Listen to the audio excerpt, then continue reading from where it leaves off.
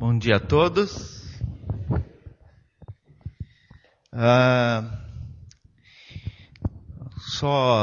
Eu ia fazer isso nos avisos, passou o tempo.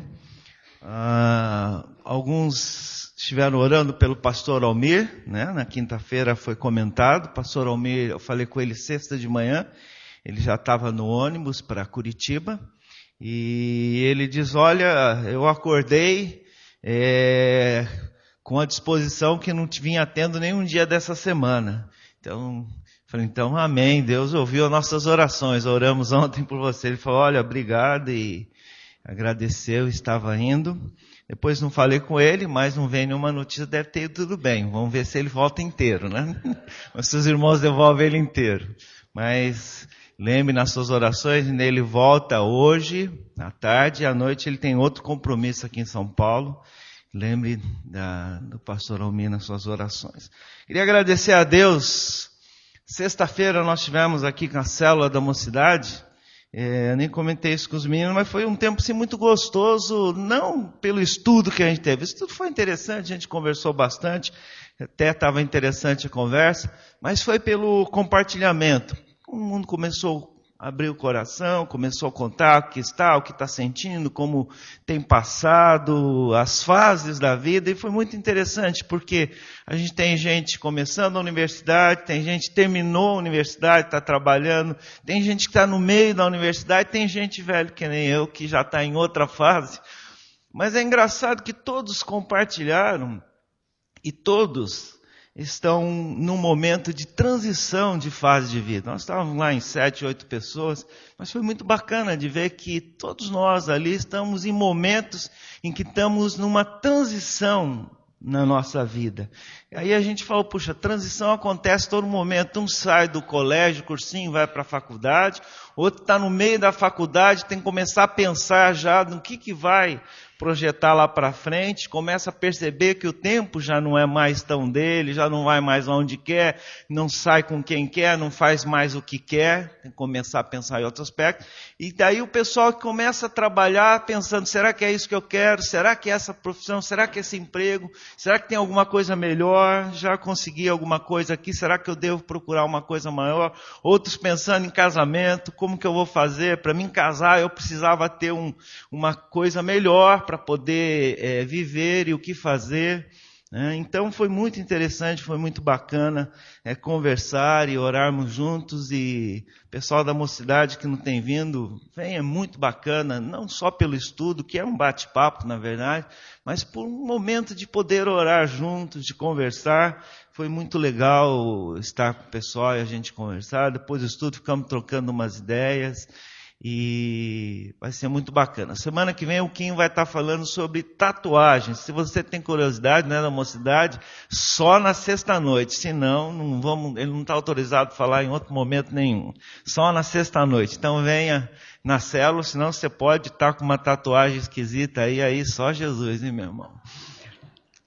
Mas brincadeiras à parte, se tiver interesse, venha aí na sexta-noite com a mocidade, um tempo muito bacana. Eles vão estar conversando um pouco sobre isso. E ontem nós estivemos em Guarulhos, no Louvorzão. A pena que não foi muita gente aqui da nossa igreja, mas fomos algumas pessoas e foi muito bacana. Fomos ministrados pelo pessoal da banda da Igreja Monte Sião, a banda chamada INA, Incêndio na Abadia. E a proposta deles é isso mesmo, mover o fogo do Espírito Santo através da adoração, do louvor.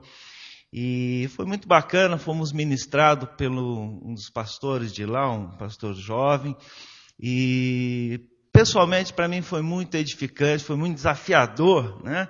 Ouvir aquelas palavras. Eu estava pensando comigo, eu comecei a me ver na pessoa do cara que estava pregando, eu mais novinho, falei, nossa cara, eu tinha um discurso desse tipo, eu queria botar fogo em todo mundo, eu queria arrebentar com o mundo, eu achava que Jesus ia estourar tudo, tal. E depois eu parei assim e falei, rapaz, passado tanto tempo, a gente começa a perceber que a gente começa a se acomodar em cima de certas coisas. A gente começa a sentar no púlpito e a se habituar com as coisas. E começa a perder aquele fogo de achar que você pode e deve almejar um cristianismo além do que um cristianismo mediano, além daquilo que você já acumulou de experiências. E aquilo que eu temia, eu dizia assim, eu nunca vou ser desse jeito. Eu parei, rebobinei o filme de 20 e tantos anos, e eu falei assim, caramba, será que eu estou entrando nessa, cara? E daí a resposta veio na lata, não é será? Se você está pensando é porque você está entrando. Foi um momento muito legal de renovar diante de Deus a minha busca pessoal e dizer assim, ó, aqui começa novamente uma etapa na minha vida. Então foi muito bacana. Uma mensagem bem objetiva, bem simples, mas muito legal, muito encorajadora. E fomos muito desafiados pela vida do pastor Teófilo, Theo Hayashi. Então nós agradecemos a Deus. Irmãos, eu queria meditar com vocês nessa manhã um assunto que é um pouco delicado da gente tratar, mas ao mesmo tempo é muito importante. Como nós definimos os nossos procedimentos? Como nós definimos o que nós podemos fazer, o que nós não podemos fazer? Nós definimos, se somos cristãos, deveríamos definir absolutamente a partir de que perspectiva? A partir da perspectiva da palavra de Deus. Você concorda comigo? Se eu e você somos cristãos, somos cidadãos do reino de Deus. Portanto, somos súditos de um Senhor. E o Senhor no reino de Deus é Deus. Quem é o Senhor? É Deus. Quem são os seus súditos? Somos nós que somos seus seguidores. Se nós nos classificamos por cristãos, nós deveremos então estar almejando seguir os princípios contidos na palavra de Deus. E essa deve ser a regra básica da nossa vida. Está em concordância com a palavra de Deus. Porém, nós já conversamos sobre isso no começo do ano passado. Existe uma área muito grande que a gente chama de área cinzenta, que nem é preto nem é branco, nem sim nem não. Não está claro se nós podemos ou não podemos. Por exemplo, você tem dúvida que você pode matar? Não, a Bíblia é clara. Você tem dúvida se você pode mentir? Só uma mentirinha de leve, cara. Não pode. Você tem dúvida quanto ao poder adulterar? Você tem dúvida quanto a roubar? Você tem dúvida quanto a falar mal de alguma pessoa? Você tem dúvida quanto a tirar proveito, fazer acepção de pessoas? Bom, a Bíblia diz claramente sobre essas coisas e nós não deveríamos ter dúvidas sobre nenhuma delas. Mas há coisas que a Bíblia não é clara. Há coisas que a Bíblia não diz, faz isso, faz aquilo, não faça isso, não faça aquilo. E dentro dessa área existe uma série de coisas que nós não sabemos exatamente. Então, como nós devemos ser governados? Na ocasião que nós meditamos, nós falamos que, de um modo geral, a Bíblia nos dá pista através de princípios que estão, de alguma forma, ligados àquilo. São princípios indiretos que nós devemos pensar. Se algum princípio indireto está envolvido naquilo que eu estou pensando que eu devo ou não devo fazer. Mas existe uma outra coisa que é o que nós queremos pensar. O apóstolo Paulo enfrentou uma dificuldade muito grande nos seus dias, na igreja de Corinto e na igreja de Roma, que era com relação a ingerir carne oferecida a ídolos. As carnes oferecidas a ídolos eram de animais cevados, carne de primeira, cara. Só que depois que ele era oferecido ali era apresentado para o sacrifício, ele ia para o mercado paralelo. Você já pensou você comprar uma picanha de prima, daquela assim, da boa, pagando preço de músculo? Né? Coisa desse tipo. Então os caras não tinham dúvida. Pô, mas é metade do preço, meu irmão. Mas foi oferecido aí. Esses negócios não tem nada a ver comigo, não. Estou nem aí. Sai para lá, eu não acredito desse jeito. A carne é boa, é barato, é de primeira. Tem um selo do CIF. Beleza, vou lá comprar. E aí começou a dar um maior sururu na igreja. Pode ou não pode? Pode ou não pode? Crente que é crente come carne oferecida, aí não come carne, vai no mercado paralelo, aí os caras falavam assim, oh meu, não tem alguém me olhando, aí pegava, comprava, e começou a dar uma confusão muito grande. Paulo então escreve aos romanos e aos coríntios, tentando mostrar algumas coisas relacionadas com isso. E no final do capítulo 10, o apóstolo Paulo, depois de trabalhar uma série de princípios bíblicos que nos ajudam a entender isso, ele trabalha numa área muito importante. E ele diz assim a partir do versículo 32, capítulo 10, 1 Coríntios 10, 32 a capítulo 11, versículo 1. 1 Coríntios 10, 32 a capítulo 11, versículo 1. E diz assim: não vos torneis causa de tropeço, nem para judeus, nem para gentios, nem tampouco para a igreja de Deus. Assim como também eu procuro em tudo ser agradável a todos, não buscando o meu próprio interesse, mas o de muitos, para que sejam salvos. Sede meus imitadores, como também eu sou de Cristo. Vou ler de novo esse texto.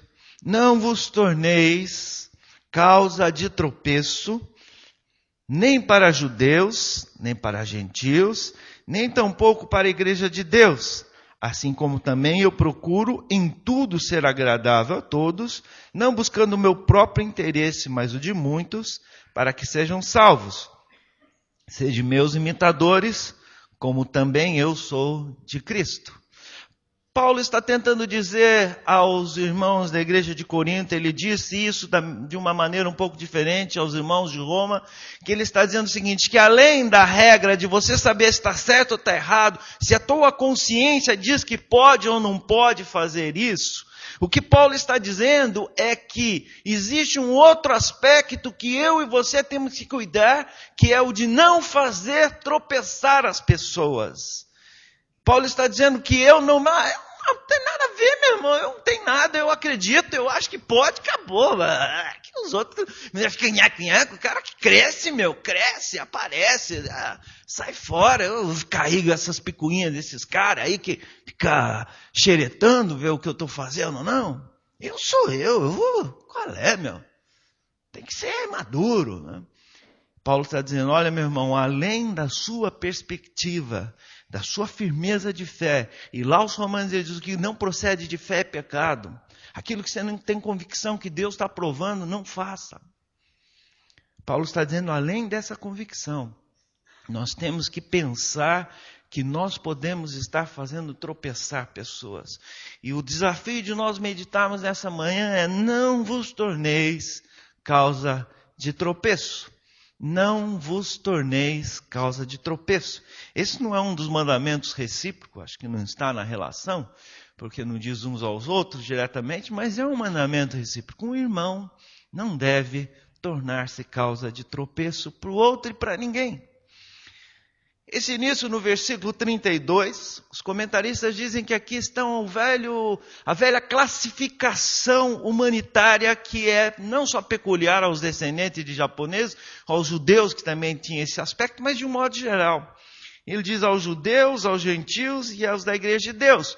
E geralmente nós classificamos assim, nós temos aquelas pessoas que são mais iguais a gente, que são de uma mesma origem, no sentido étnico, no sentido social, nós temos aqueles que não são.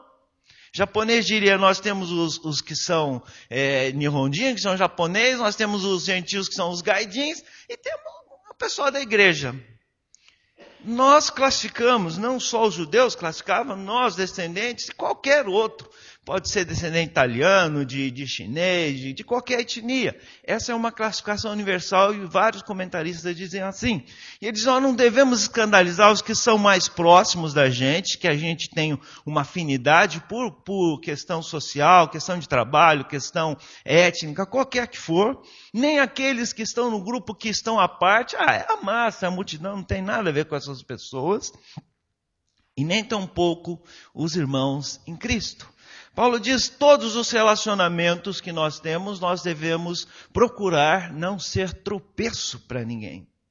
Agora, Paulo diz isso e, meu irmão, mas como que eu vou fazer isso? Então aqui há 3 princípios que ele nos ensina, que nos ajuda a não ser tropeço para outras pessoas. Em primeiro lugar, ele diz assim, no versículo 33, eu procuro em tudo ser agradável a todos. Procurando ser agradável em tudo a todos. Rapaz, isso daí não dá certo não, isso é fazer média com as pessoas. Isso daí cara, gostou? É legal, né? Gostou nada, mas é legal, né, cara? Come mais. Não, eu já estou satisfeito. Eu já tinha comido um pouco antes. Eu não posso comer muito, não. E a gente dá aquela saída clássica, ser educado. Gostou do negócio lá? Foi bacana, joia, tal. Mas não é isso que Paulo está dizendo. É lógico que Paulo diz lá aos Gálatas, no capítulo 1, versículo 10, em Efésios 6, em Colossenses 3, 22, que nós não devemos procurar o favor dos homens. Aqui então, quando ele diz ser agradável em tudo e a todos, ele não está dizendo fazer média com as pessoas, procurar ganhar, não, eu preciso ficar bem na vida, preciso que a pessoa goste de mim. Não é isso. Não é só querer ser bem aceito, fazer para impressionar. Não é bajular, fazer média por educação, para obter algum favor ou benefício. Quando Paulo está dizendo que ser agradável em tudo e a todos, Paulo está dizendo assim, é ter um procedimento que seja tolerante com as debilidades e fraquezas dos outros, num sentido de ser educado e paciente com a dificuldade do outro irmão entender. Logo no último ano que eu estava em Santo André, jogando bola lá na quadra onde os meninos estão participando de um campeonato, eu até comentei acho que foi com a Lê, com alguém aí, com o Doug, que aquela quadra ela prende muito tênis, ela tem um tipo de piso que dependendo do jeito que você vai, ele trava o tênis. E aí jogando bola, o goleiro saiu, eu fui pular por cima dele, a hora que eu desci, meu tênis travou, eu girei o corpo, então eu torci o joelho e rompi o ligamento, né? E quem me tratou foi o Dr. Edson. Naquela época ele não estava na igreja não, estava começando a voltar, mas não estava indo ainda na igreja. Aí o Dr. Edson falou, se você for jogador de futebol a gente operava, mas você é peladeiro, então não precisa operar não, fica assim, daqui uns 2 anos você está... Não, tudo isso não, doutor, o que é isso? Não, fica 1 ano pelo menos sem jogar. Eu falei, não, fiquei 3 meses. E aí o que aconteceu? Eu voltei a jogar bola antes, mas o joelho, como não operou, ele ficou meio bobo. Então eu ia jogar, eu era perneta. E foi o esquerdo, eu chuto mais com a esquerda, e minha perna esquerda era enfeite. Nem para apoiar a direita ele servia, porque se apoiasse muito ele pesava e torcia. Então eu ia jogar bola só para fazer barulho, ficava enchendo as pessoas. Daí os caras chegavam e ficavam bravos em mim, porque a hora que o cara vinha passar pelo lado esquerdo, já dribla fácil, eu não sei marcar, mas driblava mais fácil ainda, os caras ficavam bravos comigo. Às vezes eu tentava passar a bola para lá, a bola ia para cá, o cara... Eu falo assim, meu irmão, o negócio não vai, você tem que entender que a coisa tá dura aqui, meu irmão, não é má vontade não, meu filho. Eu tô mirando lá, mas ela tá indo pra cá, o que eu posso fazer, cara? Paciência com a debilidade, a grosseira do teu irmão aqui, rapaz, fica calmo. Não é assim, aí os caras, você tá deixando ele passar. Cara, não é isso não, rapaz, o negócio não vai, calma, um dia esse negócio melhora e eu vou voltar da butinada, pera aí. Aí eu ficava brincando com o pessoal e zoando. Por quê? Porque a gente tem muita dificuldade de aceitar a debilidade. A gente que joga bola, se tem algum do time que é mais fraquinho, e a gente começa assim, onde que a gente vai botar esse cara para não atrapalhar o time, né? Se o cara é grandão, é no gol, né? Ou se não, fica lá na banheira, cara. Você fica lá na banheira, o cara que pega a bola, você fica na frente dele, sempre na frente dele. Corre atrás dele e não desgruda do cara.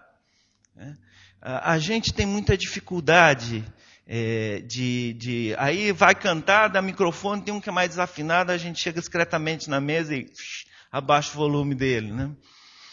A gente tem muita dificuldade de lidar com a debilidade do outro, com a fraqueza do outro.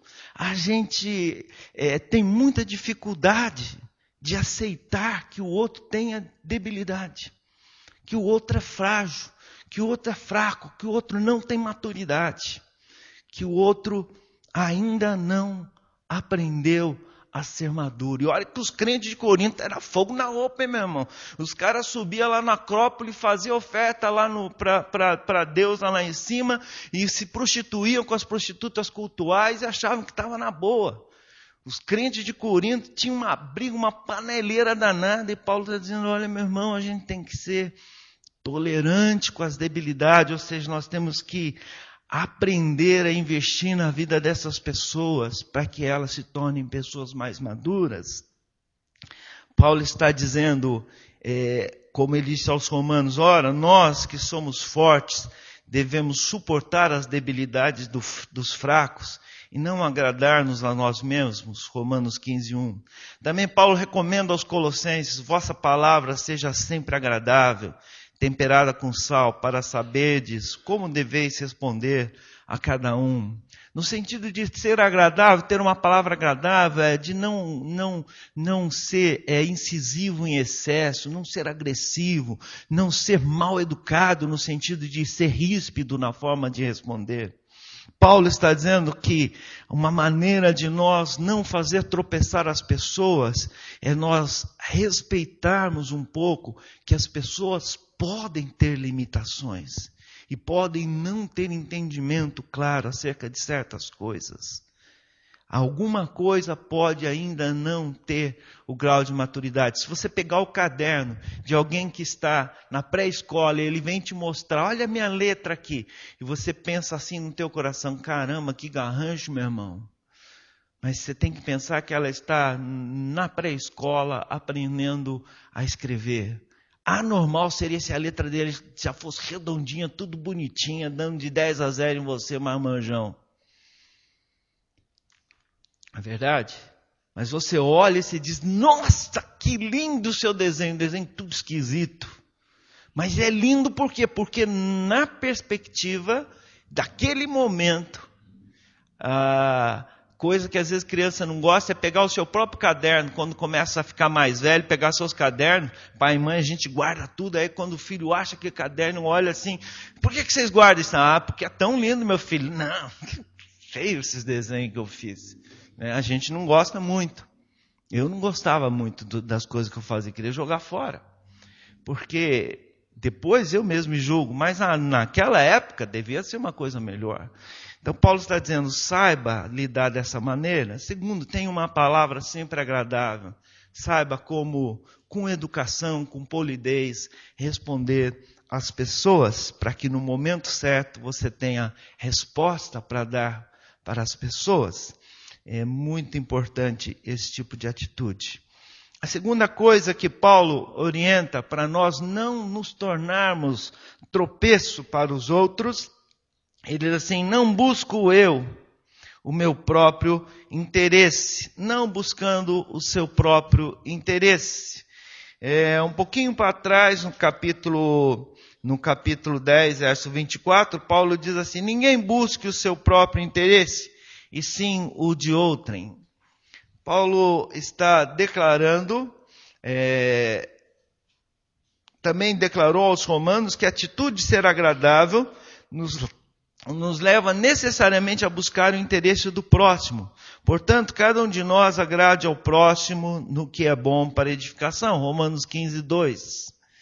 Isso ele descreve aos Coríntios, aqui no capítulo 13, mais para frente, quando ele fala sobre amor, que é uma manifestação do amor, porque o amor não busca os seus próprios interesses. Paulo está falando da importância de considerarmos o nosso próximo e a sua maneira de pensar e agir.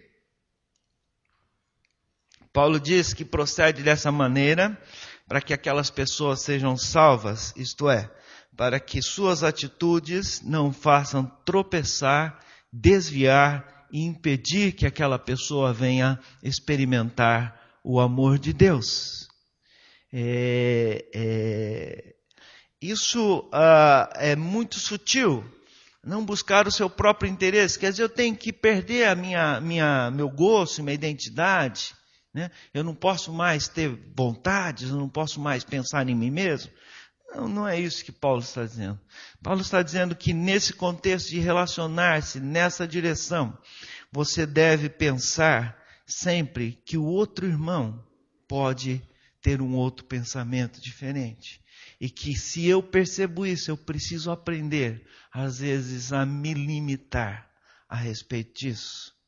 Então há coisas que é interessante no capítulo final de Provérbios 31, que fala da mulher virtuosa, e essas palavras, às vezes a gente esquece qual é o contexto que elas foram escritas. As palavras de Provérbios 31 é a palavra de uma mãe falando a seu filho, Lemuel, que ia ser rei, e ela está dando algumas dicas de como ele devia proceder. Está dando algumas dicas, e quando começa a falar sobre a mulher virtuosa, ela está falando para Lemuel, rapaz, é uma mulher assim que você tem que procurar, viu meu filho? Olha, é essa que você tem que achar. Uma mulher virtuosa desse jeito. Mas os primeiros versículos do capítulo tem um lugar que a mãe diz para Lemuel que ele deveria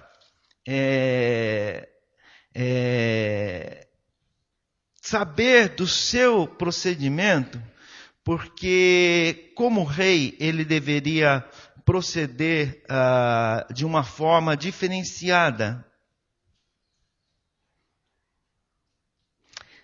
Versículo 4 diz assim: não é próprio dos reis, ó Lemuel, não é próprio dos reis beber vinho, nem dos príncipes desejar bebida forte, para que não bebam e se esqueçam da lei, pervertam o direito de todos os aflitos.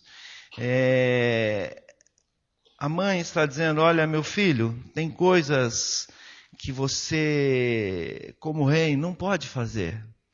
E ela não está dizendo se é lícito ou é ilícito. Ela está dizendo, por causa da tua posição de rei, meu filho, você tem coisas que você não pode fazer. Porque se você fizer, você vai perverter o direito. Você vai atrapalhar o seu julgamento. Vai atrapalhar a sua possibilidade de falar aquilo que deve ser falado. Então ela está dizendo que, devido à posição que ele ocupava como rei, ele tinha que ter um cuidado especial com a conduta deles. Então, às vezes, você deixa de fazer por causa de buscar o interesse do outro. Porque você visa não os seus próprios interesses. Mas o que tem? Eu não acho nada de errado nisso, meu irmão. O que tem? Aí ele pergunta mais, será que isso gera alguma dificuldade? E a gente deve pensar nessa direção. Está dizendo, pense no interesse do outro, no sentido de não fazê-lo tropeçar. E a terceira coisa, talvez a mais importante, Paulo diz, sede meus imitadores, como também eu sou de Cristo. Aqui há dois sentidos para esse versículo. O primeiro sentido é de que Paulo está dizendo que os crentes de Corinto, nesse quesito de procedimento, porque ele diz, eu faço desse jeito, eu procedo desse jeito. Paulo está dizendo, nesse quesito de procedimento, no relacionar-se com as pessoas, a fim de não ser tropeço para elas. E Paulo chegava ao ponto de, por exemplo, nos intervalos das viagens dele, trabalhar para prover o seu sustento, porque ele não queria ser pesado e não suscitar no meio das igrejas pensamento assim, pô, camarada folgado, meu irmão, ele só vive pedindo oferta, aí não faz nada, só fica fazendo viagem, aí, tal. Paulo dizia, eu trabalho com as minhas próprias mãos para não ser pesado para ninguém. Paulo era um cara extremamente zeloso e criterioso, com até as vírgulas e os pingos nos i para não atrapalhar as outras pessoas. Diz assim, nesse quesito vocês me imitem. Procurem não fazer tropeçar assim como eu procuro não fazer tropeçar ninguém. Paulo está dizendo, nesse quesito me imitem. Mas aqui também nós podemos dizer que a coisa vai ser generalizada, que nós devemos tornar imitadores do Senhor Jesus Cristo, que não buscou os seus próprios interesses. Filipenses capítulo 2, versículo 5 diz que nós devemos ter o mesmo sentimento que houve em Cristo Jesus, o qual não julgou, assim como alguma coisa sobrenatural, ser igual a Deus, mas ele se esvaziou e tornou a forma mais humilhante possível de homem. Foi a cruz. sofreu a morte, pior das mortes, como um bandido, como um assassino, como alguém rapa da sociedade. Ele diz, vocês devem ter esse mesmo sentimento que Jesus teve, de esvaziar-se das suas convicções pessoais, dos seus gostos particulares, para que você possa salvar outros. Ele diz, imitem a Cristo. E a gente pode jogar de um modo geral, imitar a Cristo. Aqui tem o sentido de nos tornarmos como pessoas que andam de acordo com o padrão de Jesus, que vivem em retidão e santidade nos seus relacionamentos, que vivem num procedimento correto, onde eles vivem, onde eles estão. E aqui é interessante que Paulo nos dá uma dica, que nós imitamos a Cristo a partir de modelos que nós adotamos. Aonde as pessoas aprendem as coisas, elas aprendem olhando pessoas. Existe uma frase de Howard Hendricks, ele diz assim, nós não podemos influenciar ninguém de longe. Nós só influenciamos alguém de perto. E é uma frase que se usa muito por aí, dizendo o seguinte, não sei de quem que é a frase, mas dizendo o seguinte, pessoas seguem pessoas, pessoas não seguem ideias. Não seguem ideias, porque alguém lhes vende a ideia e alguém lhes motiva a seguir a ideia. Senão nós não teríamos gerente de venda, nós teríamos murais com frases bonitas, vídeos, e poríamos todo mundo na sala, tocaríamos e diz assim, ouviu? Tá bom, agora sai todo mundo, vai vender. Né? Aí tem um camarada que ganha mais do que todo mundo e ganha a comissão do que todo mundo que ganha para poder ficar motivado. Ele vem na frente, é o gerente da equipe e vai, fala um monte de coisa. Eu trabalhei na departamento de vendas da revista Veja com um irmão que foi dessa igreja, o irmão Kokit Namba, irmão do pastor Mitsu já falecido. E o Kokit trabalhava na Veja. No tempo que eu estava aprendendo seminário, trabalhei com ele alguns meses. Então a gente tinha um gerente de venda, o cara era muito bom, eu ficava de boca aberta, falei assim, queria ser igualzinho a esse cara, meu irmão. Né? E a gente tinha que ir todo dia de manhã lá na sede da editora, todo dia tinha que ir lá de manhã, o cara fazia um discurso de meia hora, para turbinar você, e depois do discurso, meu irmão, você saía turbinado de lá, vendendo vezes até para a sombra. Lá pelo meio do dia você já estava meio encostado nas árvores, pensando na vida. Acho que eu não nasci para isso não, meu irmão, só o cara lá mesmo. Mas o gerente de venda está lá para empolgar. Né? Pessoas não seguem só ideias, senão a gente ia numa sala e ia ter uma coisa escrita. A frase do dia é essa, meu irmão pode ler, agora sai, vai vender Veja. Não era nada disso, ele ficava, falava, trazia lá os cases de sucesso, os vendedores mais, os caras contavam o que fazia, e quanto ele ganhou, como foi bom, como o cara se tornou, ele conta a história dele 50 vezes, você vibra cada vez que ouve de novo, o cara é um mestre em motivar e fazer você sair. Você não segue ideias, você segue pessoas que te vendem ideias. E Paulo está dizendo aqui, você se torna imitador de Cristo na medida que você vê um imitador de Cristo. Não, eu só sigo Jesus direto. Dele, meu irmão, só Paulo teve com Jesus 3 anos e meio lá no deserto, trocando figurinha com ele, foi arrebatado ao terceiro céu. Nós temos algumas experiências com o Espírito Santo, mas não é o tempo todo que nós estamos ligados. Não, eu estou ligado, eu sou original, meu irmão, eu vou na fonte, é direto na fonte. Eu e o Espírito Santo, somos chegadinhos, toda hora, todo dia, ele já vem direto comigo. Às vezes a gente gostaria que fosse assim, mas não é assim. Nós aprendemos por imitação, nós vemos irmãos, nós olhamos atitude, assim como os nossos filhos aprendem. Há muitos anos atrás, havia uma revista da editora Betânia chamada Mensagem da Cruz. E eu li um número velho lá na Igreja Prudente. Tinha um andar de cima, um mezanino que virou um depósito de coisa lá. De vez em quando eu subia lá para fuçar, orar, e lá era um lugar silencioso, ia lá em cima. Aí eu achava um monte de caixote de coisa velha, ficava fuçando, achei um monte de caixa. Comecei a ler essas revistas velhas e achei uma interessante. Na contracapa dizia assim, 10 passos para afastar o seu filho da igreja. Falei, cara, esse aqui é legal. Aí comecei lá, o primeiro passo, sempre fale mal das pessoas da igreja em casa. Sempre reclame que a igreja não presta, que tem um monte de gente podre. Terceiro, fale mal do pregador daquele dia toda hora quando você voltar no carro. E uma série de coisas assim. Eu falei, caramba, a gente faz isso direto, meu irmão. Aí um dia o filho falou assim, não quero mais na igreja. Não, meu filho, igreja é um lugar bom, você precisa ir. É chocante isso. As pessoas estão nos olhando. Olha a maneira como a gente ora na igreja. O irmãozinho vem, começa a frequentar a igreja, começa a vir, começa a participar, e um dia alguém pede para ele orar. Como que ele vai orar? Não, ele ora com originalidade, fala aquilo que Jesus está colocando no coração dele. Ele fala isso mesmo, meu irmão. Mas você pode ter certeza que ele vai repetir a estrutura do que ele ouviu.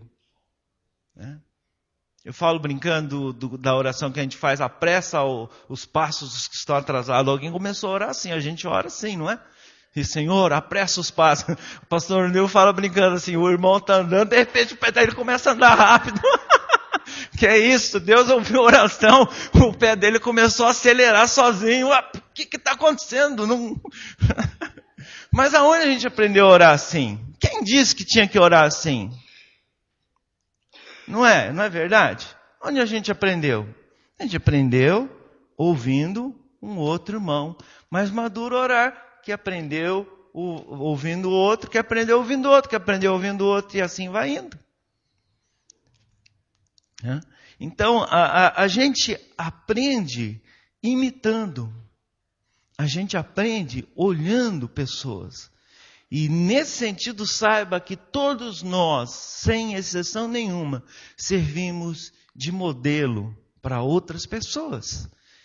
As outras pessoas vão olhar para a nossa vida como cristãos e vão tentar ser cristão nos imitando.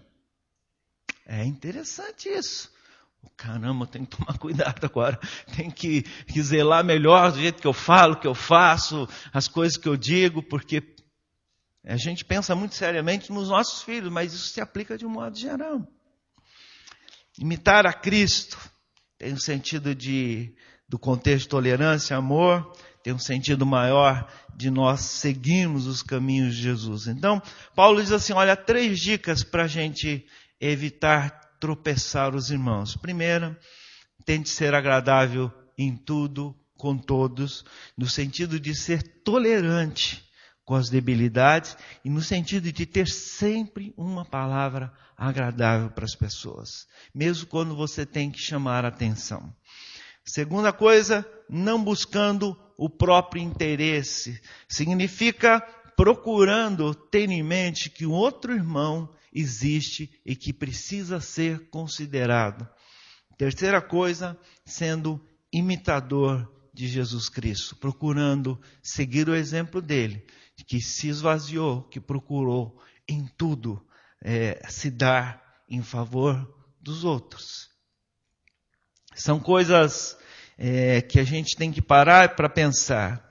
E o desafio que eu gostaria de deixar, de convidar você a meditar, é que às vezes, e na maioria das vezes, nós adotamos o que podemos ou não podemos fazer a partir da minha perspectiva pessoal e a partir da minha perspectiva de conceituação bíblica teológica. Eu não acho que há nada de errado em relação a isso. Eu não acho que tenha alguma coisa de errado em fazer isso. Mas eu devo pensar, primeiro, se não há biblicamente, de fato, nada contrário àquilo, então você está numa área que pode ser a cinzenta. E aqui, além da sua consciência pessoal, dos princípios que vão trabalhando junto para aquela direção, Paulo fala de uma terceira coisa, que são os nossos irmãos, os judeus, os gentios e os irmãos na fé. Os que são próximos de nós, os que são da massa que a gente não tem relação e os que são irmãos em Cristo em todos os lugares. Nós não devemos fazer tropeçar nenhum deles. Por isso, ao pensar naquilo que você pode ou não pode fazer, além dos outros quesitos que foram colocados, pense nesse sentido. Avalie as suas condutas, avalie aquilo que você faz, onde faz, como faz. Né? Às vezes a gente pensa assim, não tem nenhum irmão por aqui, aquele lá é forte, beleza, então vamos lá, posso fazer. Não estou querendo dizer isso não, viu? Mas eu queria que você pensasse, de um modo geral, na presença ou na ausência. Mas você procurasse adotar esses princípios para a sua vida. Aí você vai sempre fazê-los aonde estiver. Amém? Vamos orar. Senhor, obrigado nessa manhã. O Senhor nos encoraja. Além do certo, do errado, além daquilo que a nossa consciência nos diz, aquilo que os princípios que cooperam para o entendimento de uma situação nos orienta, nós devemos levar em conta a questão relacional, para que não nos tornemos tropeço para as pessoas. Ajuda-nos a pensar na maneira como nós conduzimos a nossa vida, nas coisas que nós fazemos, a fim de que não venhamos ser achados como pessoas que fizeram tropeçar outras pessoas. No nome de Jesus, nos ajuda dessa maneira a procurar ser agradável em tudo e com todos. Ensina-nos, Senhor, a buscarmos o interesse do outro e não os nossos próprios interesses. Ajuda-nos a sermos imitadores de Jesus, Pai. Nós colocamos isso nas Tuas mãos, no nome de Jesus. Amém. Antes de devolver a palavra para o Reinaldo, queria gastar mais um minutinho. E eu tinha pensado em falar isso, acabei. Quando as minhas emoções me traem, meu caminho é encurtar a conversa. E no começo elas estavam me traindo, eu encurtei a conversa. Mas o que eu queria dizer é que aquilo que eu senti ontem, naquele culto que eu comentei, é um pouco daquilo que a Lidinha expressou quando ela chegou aqui e começou a dirigir o culto. Eu queria te dizer o seguinte, que às vezes nós nos tornamos cristãos que se acostumam demais. Antes vir à igreja era um sacrifício muito grande, a gente sentia que estava dando para o Senhor. Mas depois de um tempo a gente já faz de forma tão automática. E eu queria te dizer o seguinte, que nessa manhã eu estava terminando de orar, o Espírito me lembrou, tinha proposto falar isso. Eu queria encorajar você a começar a orar, Senhor, me desafia a não me acomodar naquilo que o Senhor já tem feito na minha vida.